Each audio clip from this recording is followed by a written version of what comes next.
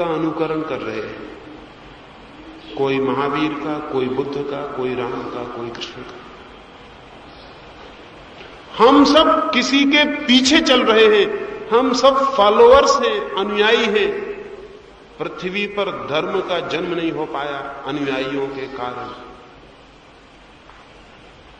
क्योंकि धर्म किसी का अनुगमन नहीं है, किसी के पीछे जाना नहीं है। धर्म है अपने भीतर जाना, और जो किसी के पीछे जाता है वो कभी अपने भीतर नहीं जा सकता, क्योंकि किसी के पीछे जाने के लिए बाहर जाना पड़ता है। महावीर के पीछे जाएं, बुद्ध के पीछे जाएं, कृष्ण के पीछे जाएं, मेरे पीछे जाएं, किसी के भी पीछे जाएं, किसी के पीछे जाएंगे तो आप बाहर जा रहे हैं, क्योंकि जिसके पीछे आप जा रहे हैं वो आपके बाहर है। जाना है अपने भीतर, जा रहे हैं किसी के पीछे। जो किसी के पीछे जाता है वो भटक जाता है। सब अनुयायी भटक जाते हैं।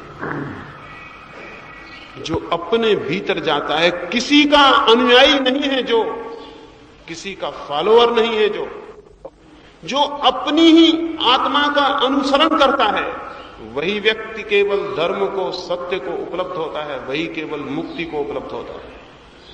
लेकिन हम सब तो किसी के अनुयायी हैं, और हमें हजारों वर्ष से यही सिखाया जा रहा है कि पीछे चलो।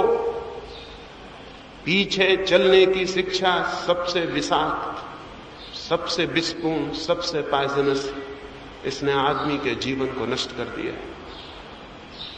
इसलिए नष्ट कर दिया है, पहली बात, कोई मनुष्य किसी के पीछे जब भी जाएगा तब आत्मच्युत हो जाएगा,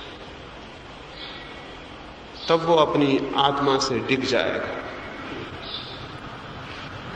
तब वो इस कोशिश में लग जाएगा कि मैं किसी दूसरे जैसा हो जाऊं, रहेगा कि बनाए चला जाए, रोज बनाए, रोज हवाएं मिटा दे, रोज रेखाएं खींचे, पानी पर खींच भी ना पाए और मिट जाएं।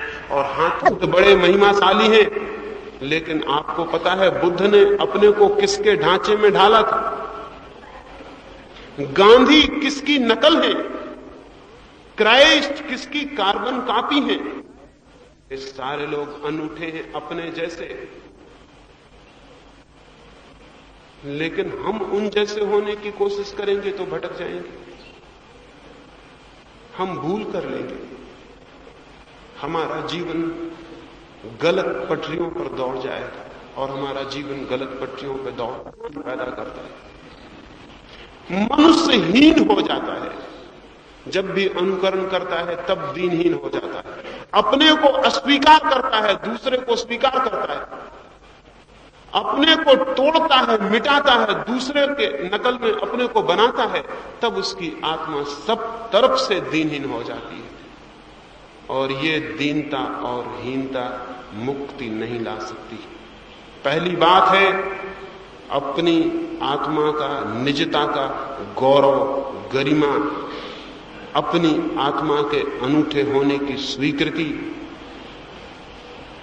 अपने को दीनहीन मानने के भाव का त्याग धार्मिक मनुष्य का दूसरा गुण है। पहला गुण है विचार करने की क्षमता, दूसरा गुण है स्वयं जैसे होने का साहस,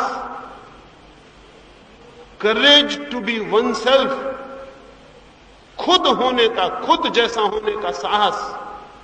यही धार्मिक मनुष्य का दूसरा लक्षण।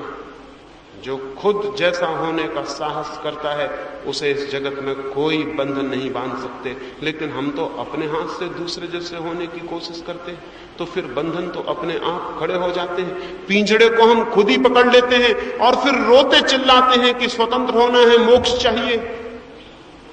कैसे स्वतंत्र हो सकेंगे? दूसरी बात बंधन है मनुष्य के ऊपर अनुकरण। और तीसरी बात